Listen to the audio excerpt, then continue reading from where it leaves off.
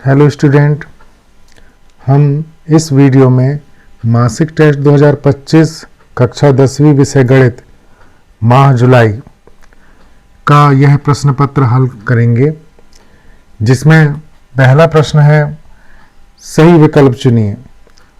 यदि a1 बटे a2 बराबर नहीं b1 बटे b2 तो रैखिक समीकरण युग्म a1x plus b1y plus c1 equal to 0 तथा a2x plus b2y plus c2 equal to 0 का इन चारों में से कौन सा उत्तर होगा यह जानेंगे।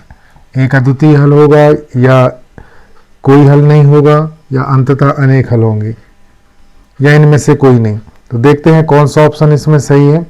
उसके लिए हम यहाँ पर चारों ऑप्शन यहाँ लिख दिए हैं। हमें ये मालूम होना चाहिए कि एक अद्वितीय हल की कंडीशन ये याद करना होगा। ये होती है a1 upon a2 is not equal to b1 upon b2।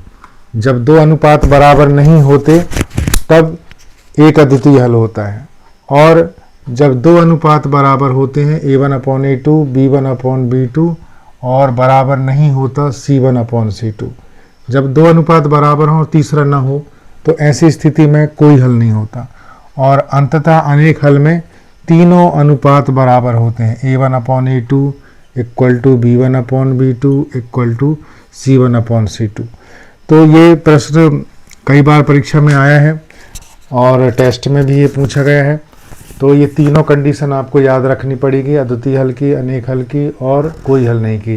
तो तीन में से कोई एक हमेशा आता रहता है। तो इसमें कौन सा ऑप्शन सही है? इसका a1 upon a2 is not equal to b1 upon b2, is not equal to लगा है पहले और दूसरे अनुपात के बीच में, अर्थात ये ए ऑप्शन सही है। अब लेते हैं दूसरा प्रश्न है अपना कि बहुपद x square plus 7x plus 10 के शून्यक होंगे, तो इसके शून्यक ज्ञात करेंगे। यह प्रश्न एक अंक में दिया हुआ है, 2 अंक में भी आता है यह प्रश्न। तो शून्यक ज्ञात करना सीखेंगे। तो हमने ये बहुपद लिख लिया है, द्विघात बहुपद x square plus 7x plus 10, इसका शून्य ज्ञात करेंगे। तो शून्य के लिए घात 2 है, तो हमें ऐसी दो संख्याएं चाहिए जो गुणा करने में हमें 10 मिले और जोड़ने में 7। तो वो दो संख्याएं हैं 2 और 5। 2 और 5 इसलिए क्योंकि जब हम इनका गुणा करते हैं तो हमें मिलता है 10, और जब हम इन्हें जोड़ते हैं तो हमें मिलता है 7। तो इन्हीं दोनों संख्याओं को जोड़ने में 7 और गुणा करने में 10। तो यहाँ पर शॉर्टकट मेथड से भी इसको हल किया जा सकता है और लॉन्ग पूरे स्टेप बाय स्टेप से। तो इस सवाल में हम ऑप्शन को हल कर रहे हैं, इसलिए हम इसको शॉर्ट मेथड से बता देते हैं। तो शॉर्ट मेथड ये है इस क्वेश्चन के लिए कि यहाँ पर ये +2 है तो x के साथ +2 लिख देंगे, और ये +5 है तो x के साथ +5 लिख देंगे। तो इसके गुणनखंड ये हो गए। और यदि इसको स्टेप बाय स्टेप करना है तो गुणनखंड ज्ञात करने की कार्यविधि है, उसमें भी कर सकते हैं उसको देख करके, लेकिन अभी हम ऑप्शन को हल कर रहे हैं तो ऑप्शन के हिसाब से ये ठीक है। और x + 2 x + 5 है। यदि हम x + 2 के बराबर 0 लें तो हमें +2 पक्षांतर करेंगे तो -2 मिलेगा। और दूसरा गुणनखंड है x + 5 इक्वल टू 0 लेंगे तो +5 को ट्रांसफर करेंगे, पक्षांतर करेंगे तो मिलेगा -5। तो ये हो जाएगा अतः शून्यक हो जाएगा ऋण 2 और ऋण 5। ये दो शून्यक मिलेंगे, ऋण 2 ऋण 5। आगे पीछे भी हो सकते हैं, अगर कोष्ठक ये अदला बदली हो जाए तो ये आगे पीछे भी हो सकते हैं। तो ये दो शून्यक हमें मिले -2 -5। तो इसका कौन सा ऑप्शन सही होगा? तो इसका बी ऑप्शन सही होगा। -2 -5 यहाँ बी ऑप्शन में है, तो ये ऑप्शन बी सही है इसमें। अब तीसरा प्रश्न है रिक्त स्थान वाला कि रिक्त स्थान की पूर्ति कीजिए। प्रश्न दूसरा, रिक्त स्थान की पूर्ति कीजिए। तो द्विघात बहुपद में शून्यकों की अधिकतम संख्या डैश डैश डैश होती है। तो द्विघात बहुपद में तो द्विघात यानी 2 की घात, 2 की घात वाले बहुपद में शून्यक 2 ही निकलते हैं, इसलिए अधिकतम संख्या इसकी कितनी होती है? 2 होती है। द्विघात बहुपद होता है px बराबर ax² plus bx plus c। तो यहाँ पर घात 2 है, इसलिए अधिकतम संख्या 2 होगी, तो खाली स्थान में आएगा, इधर पर आएगा 2, खाली स्थान में 2 आएगा पहले वाले खाली स्थान में। अब दूसरे नंबर का खाली स्थान है कि समीकरण 2x धन y बराबर k में यदि x का मान 2 है और y का मान 1 है तो k का मान होगा इसमें से। तो इसको हल करके देखेंगे कि ये जो खाली स्थान है इसमें क्या आने वाला है। तो हमने बोर्ड में लिखा है कि समीकरण 2x धन y बराबर k में यदि x का मान 2 y का मान 1 हो तो k का मान क्या होगा। तो 2x धन y बराबर k में हम इस समीकरण में मान रख देंगे। x का मान क्या है, तो x का मान है 2, तो x की जगह 2 रख देंगे। तो x की जगह 2, x नहीं लिखा यहाँ पर, x का मान लिख लिया। y का मान है 1, तो y के नीचे हो जाएगा 1 बराबर k। तो y का मान 1, x का मान 2 और ये वाला 2 जो कहते हैं उतार दिए। 2 का 2 में गुणा करेंगे तो हो जाएगा 4, 1 का 1 लिखेंगे बराबर k, 4 में 1 जोड़ेंगे तो हो जाएगा 5, 5 बराबर k या k बराबर 5। मतलब खाली स्थान में क्या आने वाला है, तो यहाँ पर खाली स्थान में आने वाला है इधर पर 5, तो ये 5 इधर पर भरेंगे। अब सत्य सत्य वाला प्रश्न है कि सत्य और असत्य लिखिए। तो पहला प्रश्न है समीकरण निकाय 2x - 3y = 7 एवं 4x - 6y = 14 द्वारा निरूपित रेखाएं प्रतिच्छेदी होंगी। तो ये प्रतिच्छेद कब करेंगी, जब ये प्रतिच्छेदी की शर्त अप्लाई होगी तो प्रतिच्छेदी करेंगे। तो देखते हैं कथन सत्य है कि नहीं, इसलिए हम इसको जांचते हैं। 2x - 3y = 7 पहला समीकरण लिख लिया और दूसरा समीकरण दिया है 4x - 6y = 14।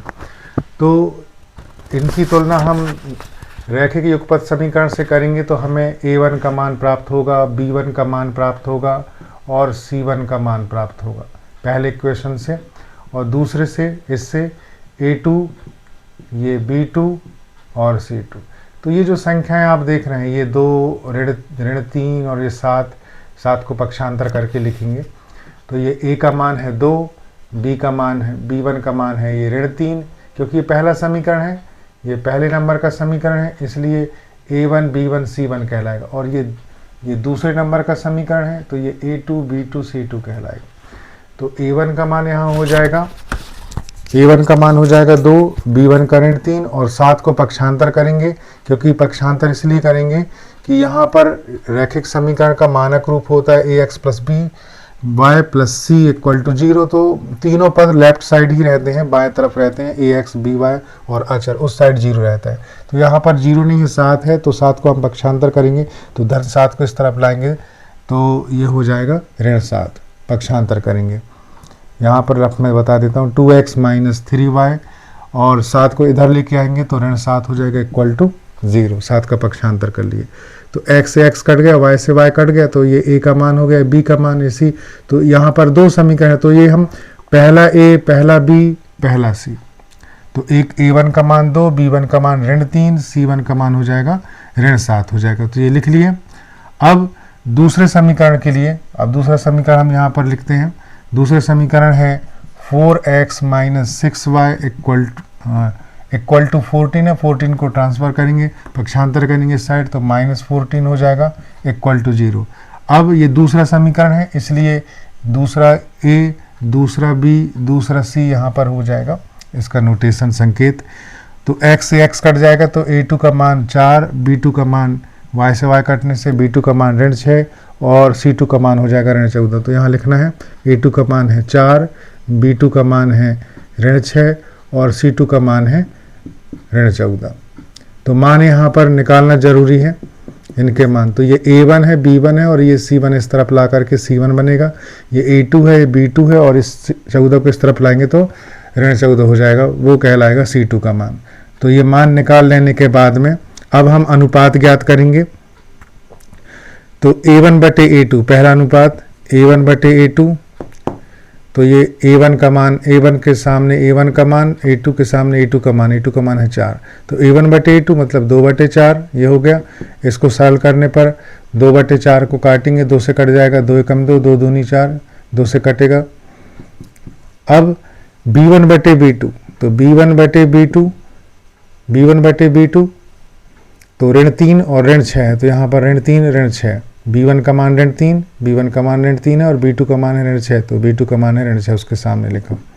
अब ये इसको भी रफ में देखिए, ऋण 3/ऋण 6 है, ऋण से ऋण कट जाएगा, 3 से दोनों कट जाएंगे, 3 की दुनिया में 3 आता है एक बार में, 6 आता है 2 बार में, तो 1 और 1/2, तो यहाँ भी 1/2, यहाँ भी 1/2, दोनों अनुपात बराबर हो गए। अब तीसरे अनुपात को देखते हैं, तो तीसरा अनुपात है C1/C2, तीसरा अनुपात ज्ञात करेंगे, तो C1 और C2 को बटे में लेंगे, ऋण 7 है और C1 का मान ऋण 7, C2 का मान है ऋण 14, तो यहाँ ऋण 14 लेंगे और इसको सरल करेंगे रफ कार्य में, ऋण 7/ऋण 14, ऐसे मौखिक भी कर सकते बिना रफ कार्य के भी, ऋण से ऋण कट जाएगा, 7 एकम 7, 7 दूनी 14, तो यहाँ पर भी 1/2 आया। तो फर्स्ट क्वेश्चन में हमने बताया था कि जब तीनों अनुपात बराबर होते हैं, तीनों एक से होते हैं, तो अनेक हल होते हैं, समीकरण के अनेक हल होते हैं, रेखाएं संपाती होती हैं। तो इसमें दिया हुआ है कि इसमें ये दिया हुआ है कि समीकरण निकाय 2x - 3y = 7 एवं 4x - 6y = 14 द्वारा निरूपित रेखाएं प्रतिच्छेदी होंगी। तो प्रतिच्छेदी तब होती हैं जब a1/a2 बराबर नहीं होता b1/b2 के, जब दो अनुपात बराबर नहीं होते पहला और दूसरा, तब रेखाएं प्रतिच्छेद होती हैं। यहाँ तो तीनों अनुपात बराबर हैं, मतलब रेखाएं प्रतिच्छेद नहीं होंगी, संपाती होंगी, वहीं पर पहली रेखा और वहीं पर ये दूसरी रेखा भी उसी में, तो ये संपाती की स्थिति है। कथन हो गया असत्य, असत्य कथन हो गया। अब अगला प्रश्न है सत्यासत्य में ही कि जब d बड़ा या बराबर हो 0 के तो वर्ग समीकरण के मूल वास्तविक होते हैं। तो यहाँ पर d बड़ा हो 0 से तो मूल इसमें होते हैं असमान और वास्तविक।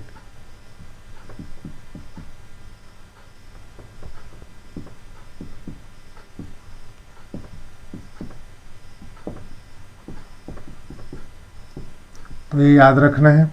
और d बराबर 0 के होता है, अगर d का मान, d मतलब विविक्तिकर है, विविक्तिकर का मान अगर 0 है तो मूल बराबर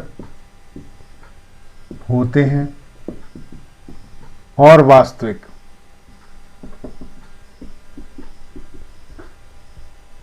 तो यहाँ पर दोनों में वास्तविक आया, यहाँ पर बड़ा होने पर भी वास्तविक है और बराबर होने पर भी वास्तविक है। यही इसमें पूछा है, दोनों बड़ा और बराबर को हम मिला लेंगे, दोनों निशान को, दोनों चिन्हों को मिला लेते हैं, तो ये बड़ा और बराबर का ये संकेत बन जाता है। तो बड़ा और बराबर, तो बराबर के लिए ये लाइन है, पढ़ते हैं d बड़ा या बराबर है 0 के। तो जब d बड़ा या बराबर हो 0 के तो मूल दोनों स्थिति में क्या होते हैं, वास्तविक। यही ऑप्शन में दिया हुआ है कि d बड़ा या बराबर हो 0 के तो वर्ग समीकरण के मूल वास्तविक होते हैं। तो ये कथन हो जाएगा सत्य। प्रश्न चौथा है, एक शब्द एक वाक्य में उत्तर लिखिए। तो एक द्विघात समीकरण ax² + bx + c = 0 का विविक्तिकर ज्ञात करने का सूत्र लिखिए। तो विविक्तिकर ज्ञात करने का सूत्र है,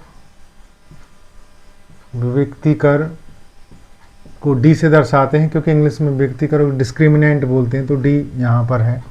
तो d बराबर हो जाएगा b² - 4ac। तो ये विविक्तिकर का सूत्र है, इसको याद कर लेना है। इस सूत्र विधि में भी ये x बराबर -b ± वर्गमूल b² - 4ac/2a में ये जो बीच में है वर्गमूल के अंदर है, यही विविक्तिकर है। यह सूत्र पूछा जाता है, कई बार ये सूत्र भी पूछा जाता है, द्विघाती सूत्र, और ये इसमें विविक्तिकर का सूत्र पूछा गया है। तो इसका विविक्तिकर ज्ञात करने का सूत्र ये है, आपको याद करना है। अब अगला प्रश्न पढ़ते हैं कि यदि 2 संतरों और 5 सेबों का मूल ₹70 है तो इस स्थिति को रैखिक समीकरण के रूप में प्रदर्शित कीजिए।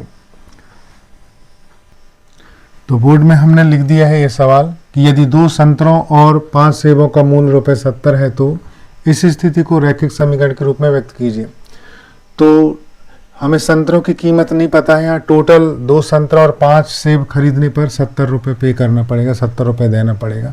तो 2 संतरे हैं, संतरों की कीमत नहीं पता, और 5 सेब ले रहे हैं, सेब की भी कीमत नहीं दी, बस टोटल 70 रुपये का आता है। तो हमें यहाँ पर लिखना है कि माना 1 संतरा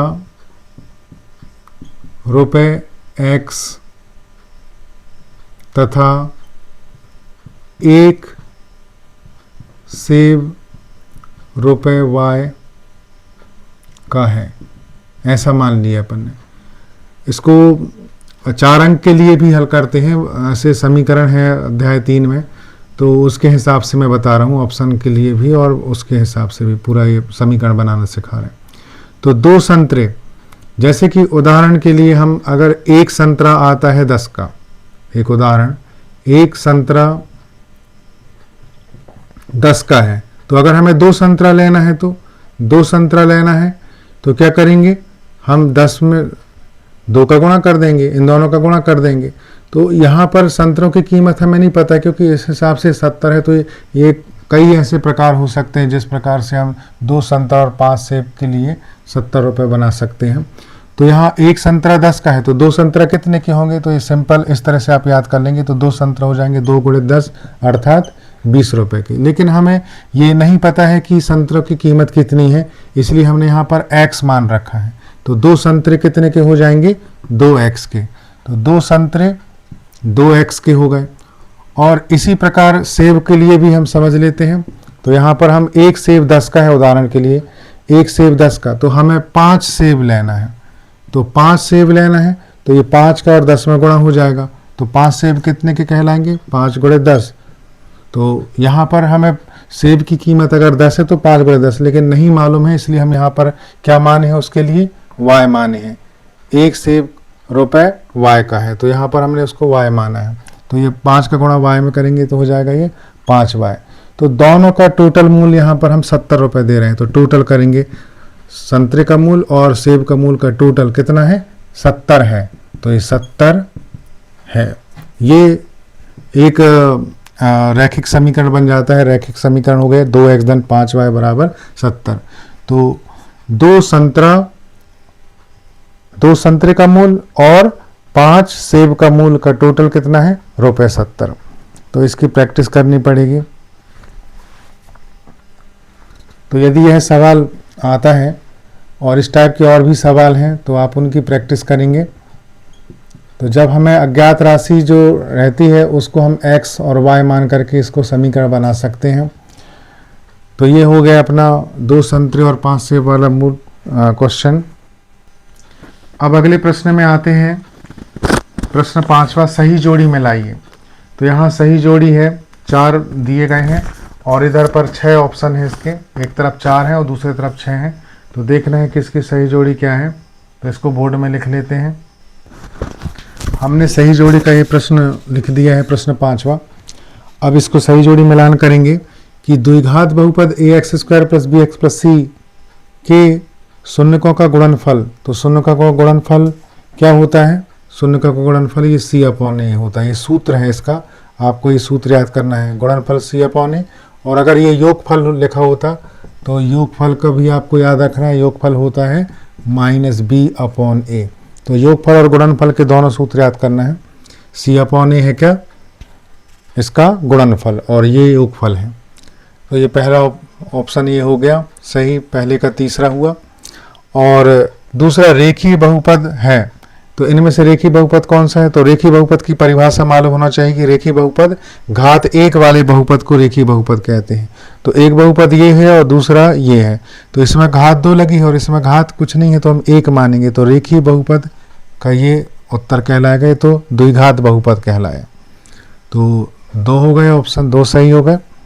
अब तीसरा है x + 2y + 3 = 0 में यदि x का मान 0 रख दें तो इसको हल करेंगे, x की जगह 0 रख करके हल करेंगे। तो रफ में देखिए, x + 2y + 3 = 0 में हम यहाँ पर x को हटा दिए, x का मान रखेंगे 0। तो यहाँ पर ये 0 रख दिए और हल करेंगे। तो 0 पद नहीं लिखेंगे, 2y धन 3 बराबर 0, धन 3 का पक्षांतर करेंगे तो धन 3 उधर जाएगा तो हो जाएगा ऋण 3, पक्षांतर का नियम, धन वाला पद पक्षांतर में ऋण 3 होता है। तो y बराबर कितना हो जाएगा, ये 2 गुणा में है तो ये 2 का पक्षांतर भाग में गुणांक है तो ऋण 3/2। तो ऑप्शन देखेंगे ऋण 3/2 कहाँ पर है, ये 5वां, मतलब कि तीसरे का आएगा 5वां। अब बचा अपना लास्ट चौथा क्वेश्चन। तो चौथा क्वेश्चन अब हल करते हैं।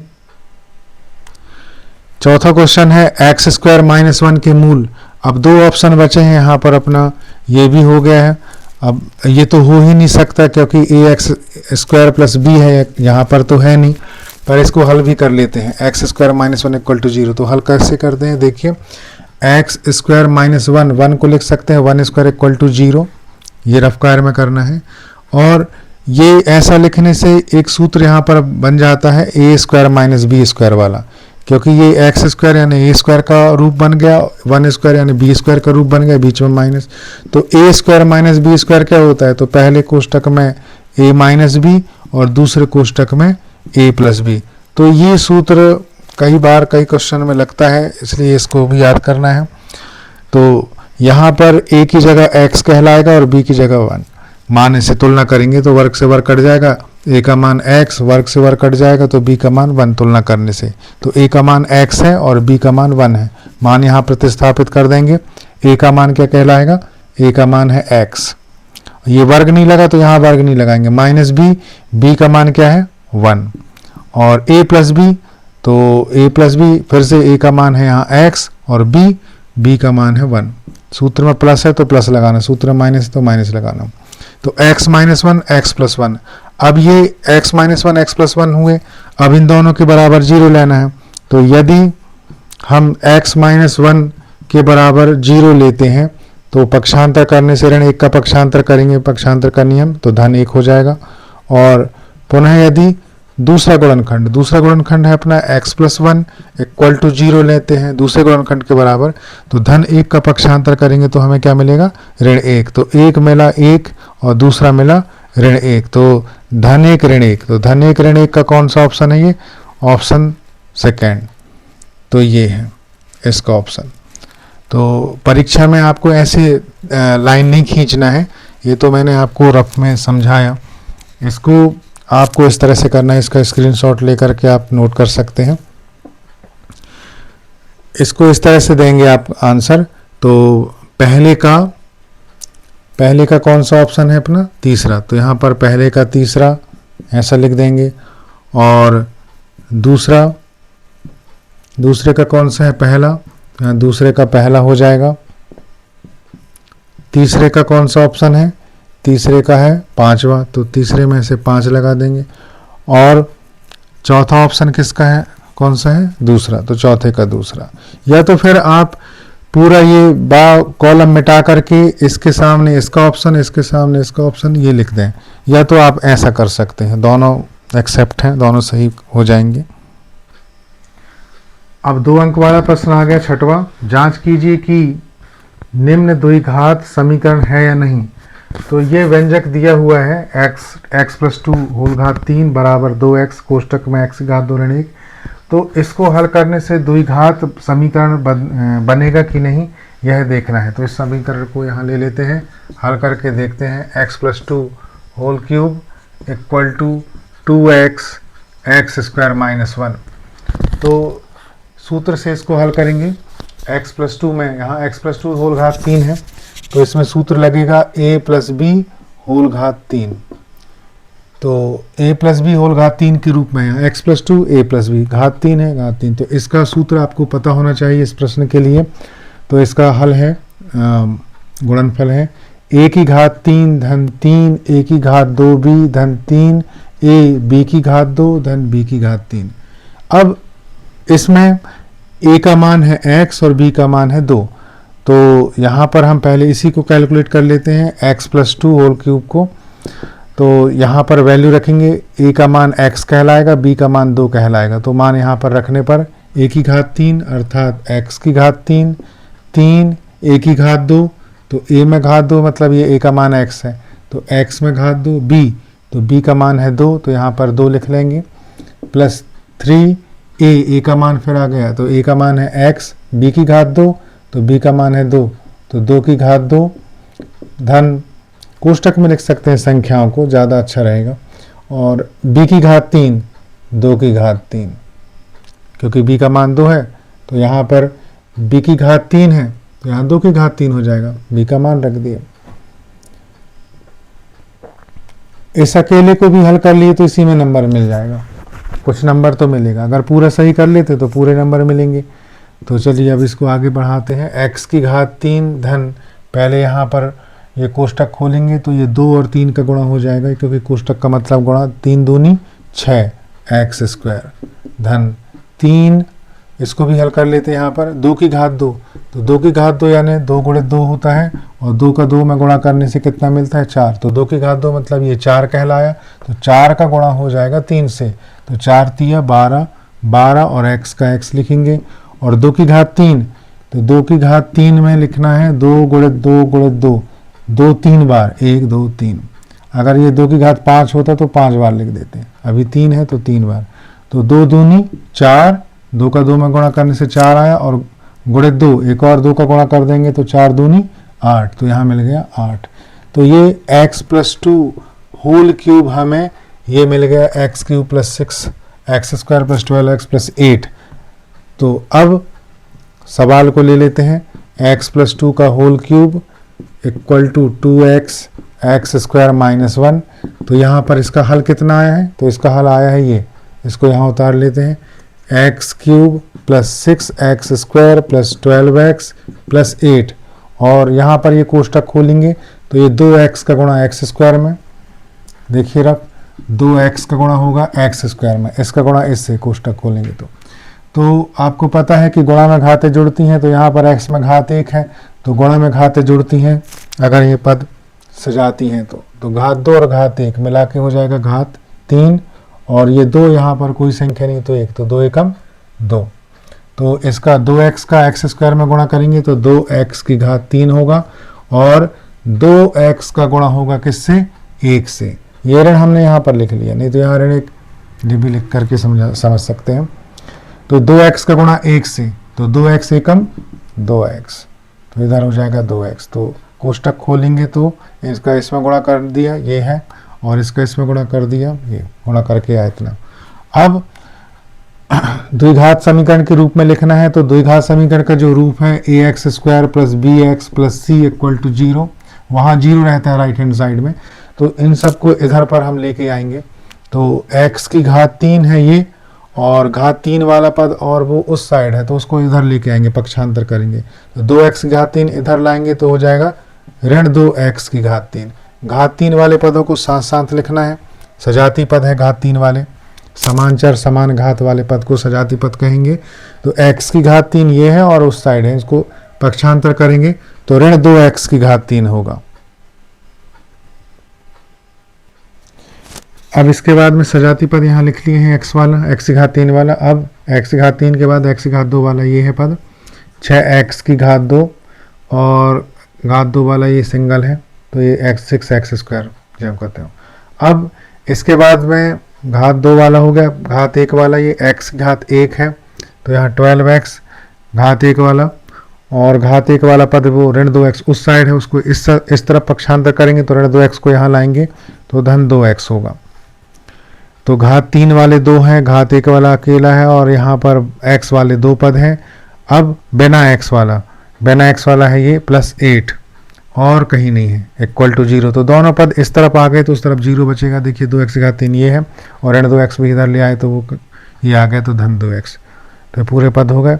अब नियमानुसार घटाएंगे तो यहाँ पर इसका गुणांक ले लेते हैं, तो यहाँ गुणांक 1 है और यहाँ गुणांक है ऋण 2, तो 1 में से 2 घटेगा तो कितना होगा, 2 में से 1 गए 1, और बड़ी संख्या के सामने ऋण है तो यहाँ पर ऋण लगा देंगे, तो -1, तो ये किसके गुणांक है, x की घात 3 के, तो x क्यूब, यहाँ पर भी x क्यूब, तो 1x cube minus 2x cube क्या कहलाएगा, -1x क्यूब कहलाएगा, तो -1x क्यूब। एक गुणांक हम यहाँ पर नहीं लिखेंगे, एक गुणांक 1 नहीं लिखा जाता, तो -x क्यूब इन दोनों को हल करने से आया -x क्यूब।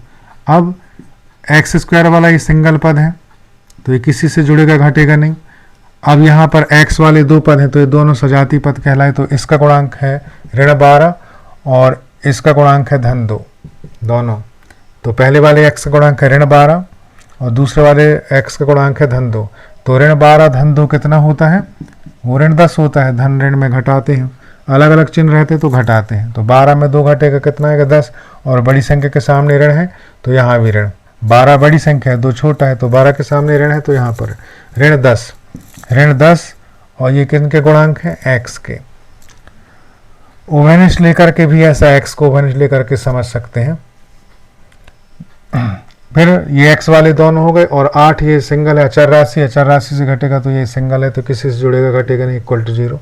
तो इस क्वेश्चन में क्या था कि इसमें बताना था कि निम्न में द्विघात समीकरण है या नहीं। तो ये घात 2 वाला समीकरण है कि नहीं? तो इसमें इस समीकरण की उच्चतम घात 3 है तो ये द्विघात नहीं हुआ, ये त्रिघात समीकरण है। तो यहाँ लिखना है यह द्विघात समीकरण नहीं है। तो ये इसका आंसर हुआ। ये समझाने के लिए मैंने यहाँ पर ऐसे सर्कल लगाया है, आपको ऐसे सर्कल नहीं लगाना है, ये रफ्कार पीछे पेज में कर लेंगे। तो इस तरह से हल करना है इसको, इम्पोर्टेंट क्वेश्चन है ये। अब अगला प्रश्न है अपना प्रश्न 7वां कि एक द्विघात बहुपद ज्ञात कीजिए जिसके शून्यकों के योग तथा गुणनफल क्रमशः 1/4 एंड -1 है। तो ये भी 2 अंक का है इम्पोर्टेंट क्वेश्चन। अब इसको हल करते हैं बोर्ड में। तो मैंने प्रश्न 7वां यहाँ पर बोर्ड में लिख लिया है कि एक द्विघात बहुपद ज्ञात कीजिए जिसके शून्यकों के योग तथा गुणनफल क्रमशः 1/4 और ऋण 1 है। तो पहले नंबर पे योग है और दूसरे नंबर पे गुणनफल है। तो योग कहलाएगा ये पहला और ये दूसरा। तो ये योग को सूत्र के रूप में हम अल्फा प्लस बीटा से दर्शाएंगे और गुणनफल को सूत्र में हम अल्फा इंटू बीटा से दर्शाएंगे। तो लिखना होगा कि दिया है योगफल, योग शब्द न लिख के हम अल्फा प्लस बीटा बोल देंगे। तो योगफल है कितना? योगफल है यहाँ पर 1/4 और गुणनफल ये अल्फा इंटू बीटा को गुणनफल के संकेत से दर्शा रहे हैं। तो गुणनफल है अल्फा इंटू बीटा, तो अल्फा इंटू बीटा क्या है? ऋण 1। तो सूत्र के लिए अल्फा प्लस बीटा 1/4 हो गया और अल्फा इंटू बीटा ऋण 1 हो गया। तो द्विघात बहुपद बनाने का सूत्र है द्विघात बहुपद चर x में बना रहे हैं इसलिए px = kx² माइनस ब्रैकेट में alpha plus beta into x plus alpha into beta. तो इस सूत्र के माध्यम से हल कर लेंगे तो ज़्यादा आसान पड़ेगा। तो ये सूत्र याद कर लेना। अगर आप यहाँ तक भी लिख देते हैं तो कुछ नंबर आपको आधा 1 नंबर मिल सकता है। तो ये सूत्र बहुत ज़रूरी है सवाल के लिए। तो अल्फा प्लस बीटा को हटा के 1/4 लिखना है और अल्फा इंटू बीटा को हटा के ऋण 1 यानी मान रखना है। तो kx² minus alpha plus beta, तो अल्फा प्लस बीटा यहाँ पर नहीं नोट करना, उसका मान लिखना है। तो अल्फा प्लस बीटा का मान है यहाँ पर 1/4, तो उसके नीचे 1/4 हो गया। और ये x plus alpha into beta, तो अल्फा इंटू बीटा का मान है ऋण 1, तो इसके नीचे हो जाएगा ऋण 1। यहाँ धन और ऋण मिक्स हो जाएंगे इसलिए इसको कोष्टक में लगा देते हैं और ये वाला कोष्टक बंद ये है।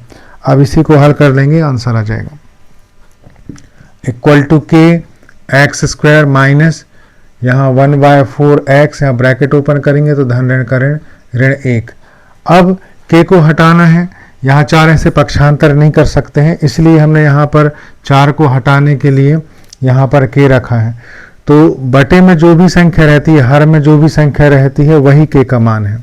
तो हर में यहाँ पर है 4, तो k का मान हम यहाँ 4 लेंगे k को हटाने के लिए। तो लिखना है k बराबर 4 रखने पर, तो k की जगह 4 रखेंगे तो ये हो जाएगा 4 और यहाँ अंदर x² ऋण 1/4x ऋण 1, इसको ज्यों करते हो।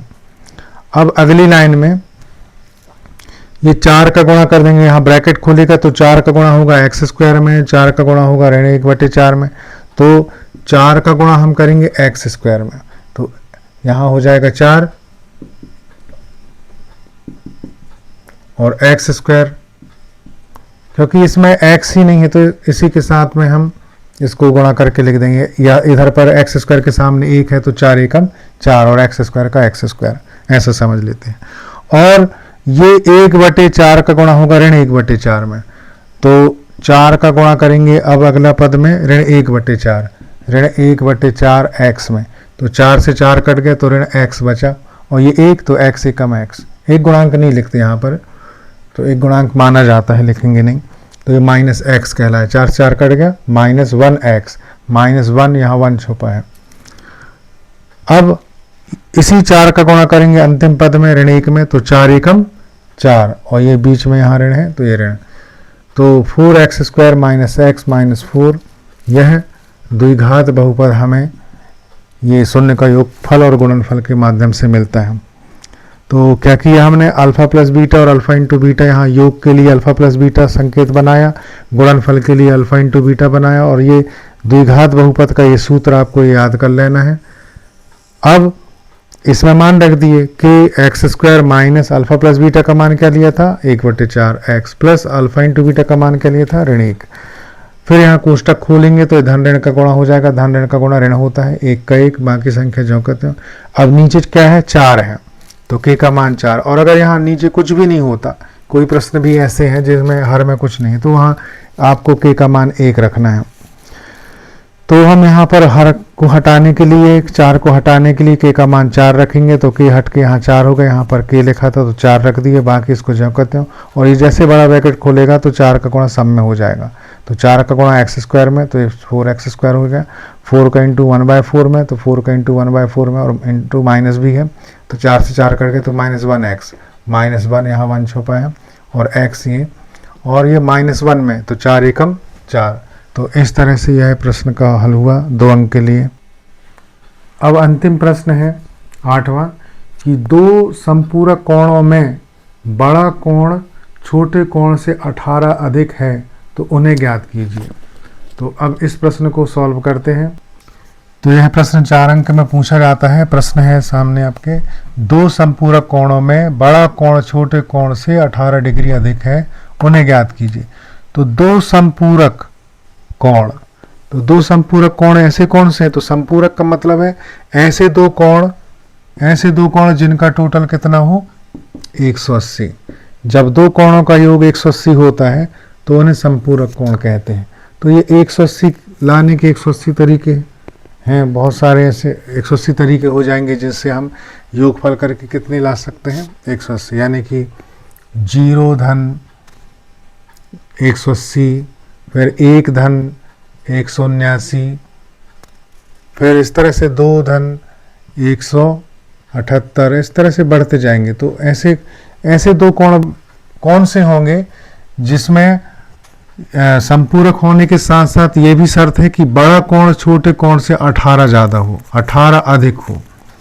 तो वो 2 कोण हमें पता नहीं है, उन्हें ज्ञात करना है। तो उसके लिए हम यहाँ पर लिखेंगे माना कोण x तथा y है। 2 कोण अज्ञात हैं, उन्हें ज्ञात करना है, तो हम माना कोण x तथा y है। अब ऐसे कौन से 2 कोणों को जोड़ने से 180 आएगा, तो हम x और y मान लिए हैं अभी, जब तक ज्ञात नहीं है। तो x धन y संपूरक कोण मतलब 2 कोणों का योग 180 हो, तो एक समीकरण आपका यहाँ बन जाएगा संपूरक शब्द से।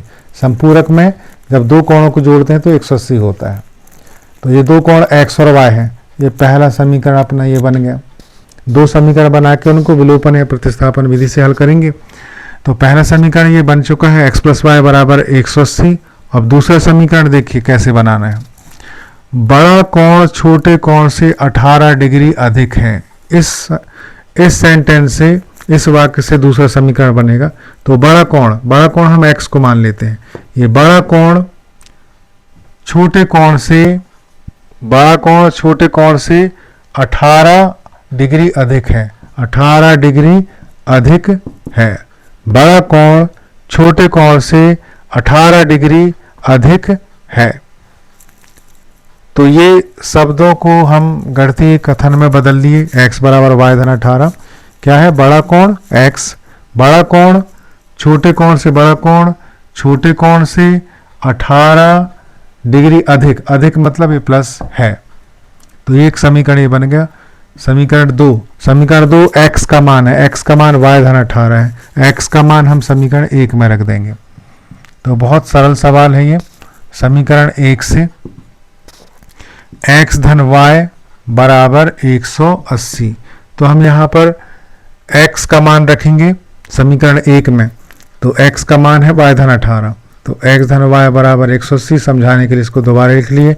हम x को मिटा दिए, x में यहाँ मान आएगा उसका y धन 18। x का मान है, x का मान y धन 18, y का y उतार दिए बराबर 180, और इसे सरल करते जाएंगे नियम अनुसार। तो यहाँ पर सजाती पद है यहाँ y और ये y, तो इसके सामने 1 है तो 1y और 1y, 1y धन 1y हो जाएगा 2y। 18 में y नहीं लगा है तो ये इसका सजाती पद नहीं है, ये y से नहीं जुड़ेगा, तो बिना y वाला पद बिना y वाले से, तो ये धन 18 को पक्षांतर कर देंगे उस तरफ, तो ये 180 है उस तरफ, धन 18 वहाँ जाएगा, तो नियम अनुसार इन 18 पक्षांतर में चिन्ह बदल जाएगा।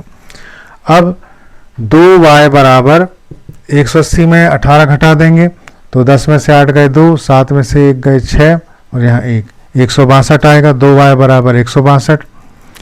अब अगली लाइन इधर 2y बराबर है 162, तो यहाँ पर हम पक्षांतर करेंगे 2 का, यहाँ y यहीं रखेंगे, y का मान निकालना है, तो यहाँ का 2 ये पक्षांतर कर देंगे तो गुणांक है तो भाग में जाएगा गुणांक, तो y बराबर कितना हो जाएगा 162 में 2 का भाग देंगे, काट देते हैं 2 से, 2 8 16 और 2 एकम 2 81, 81 आया इसमें 81 डिग्री। यहाँ पर ऐसी डिग्री लगी है इसमें, तो डिग्री लगा भी सकते हैं और अच्छा रहेगा, क्योंकि कोण की पहचान उसके माप अंश माप से हो रहेगी। तो y बराबर 81 डिग्री हो गया। अब हमें x का मान निकालना है, तो ये y का मान हम समीकरण 1 में भी रख सकते हैं और समीकरण 2 में रख सकते हैं। तो सबसे सरल यहाँ समीकरण 2 में है, क्योंकि यहाँ x का मान डायरेक्ट निकलेगा, y में 18 जुड़ जाएगा, y मतलब 81 में। तो लिखना है समीकरण 2 से, समीकरण 2 क्या है, x बराबर y धन 18, x बराबर y धन 18। तो हम यहाँ y को मिटा करके या अगली लाइन में लिख देते हैं y का मान, क्योंकि आप पेन से लिखोगे तो मिटेगा नहीं, तो पहले से ध्यान रखना है y का मान रखना है। तो y का मान है यहाँ पर 81 डिग्री और ये धन 18 डिग्री, जो कहते हैं उतार दिए, दोनों को जोड़ेंगे तो 81 में 18 को जोड़ो, 18 8 और 1 9 और 8 और 1 9 99। तो x का मान 99 है और y का मान कितना है 81। तो अतः x बराबर 99 और y इक्वल टू 81। उत्तर की जांच करेंगे, तो उत्तर की जांच ये है कि दोनों को जोड़ने में 180 आएगा, तो 99 में 81 जोड़ेंगे तो देखिए 9 1 10 8 9 17 1 18, दोनों को जोड़ने में 180 आ रहा है। और इसमें बड़ा कोण छोटे कोण से 18 देखे तो बड़ा कोण 99 है, तो बड़ा कोण छोटे कोण से कितना ज़्यादा है, तो घटा के देख लीजिए, 99 में 81 घटाओगे तो कितना आएगा 18 आएगा। तो इस प्रकार यह प्रश्न कंप्लीट होता है। तो परीक्षा में इस तरह से अगर आप हल कर लेते हैं तो आपको कितने 4 में से 4 नंबर मिलेंगे, ये इंपॉर्टेंट क्वेश्चन है। Okay, thank you.